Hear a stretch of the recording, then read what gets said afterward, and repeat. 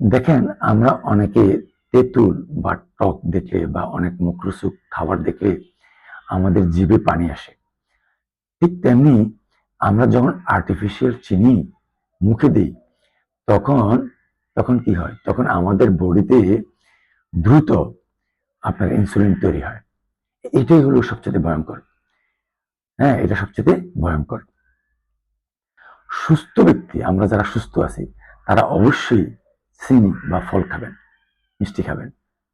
হ্যাঁ, তবে অর্গানিক এবং র হইতে হবে।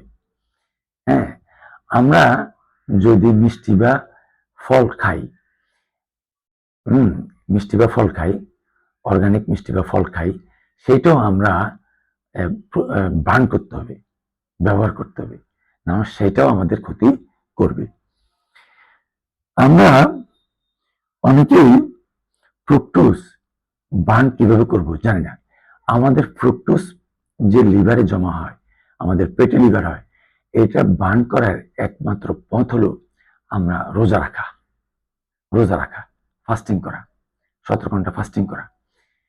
এটা একমাত্র ফল। এবং ফাস্টিং এর আগ মুহূর্তে সাধ্য মতে, হ্যাঁ, আমাদের মানে শরীরের অবস্থা বুঝে হালকা ব্যায়াম করা, এটা একমাত্র পথ। আমরা রোজা রোজা বা ফাস্টিং এর মাধ্যমে ফ্রুক্টোজকে বার্ন করতে পারি। আর আমরা যদি রোজা রাখি, তাহলে মাঝে মাঝে আমরা যদি পিঠা খাই, হ্যাঁ, বিভিন্ন ধরনের ফল খাই, একটু বেশি খেলেও আমাদের তেমন কোনো ক্ষতি হবে না, কারণ আমরা খাচ্ছি আবার বার্ন করতেছি। প্রিয় দর্শক, আমরা যাদের ফ্যাটি লিভার প্রবলেম আছে, তারা এই ভিডিওটি বারবার দেখবেন এবং অন্তত ভালো হওয়া পর্যন্ত এই নিয়ম মানার চেষ্টা করবেন। মিষ্টি বা মিষ্টি জাতীয় ফল কম খাবেন, খাওয়ার পরে বার্ন করবেন, এবং কমপক্ষে কিছুদিন না খেয়ে সুস্থ হওয়ার আগ পর্যন্ত না খেয়ে সুস্থ হলে পরে আবার খাবেন।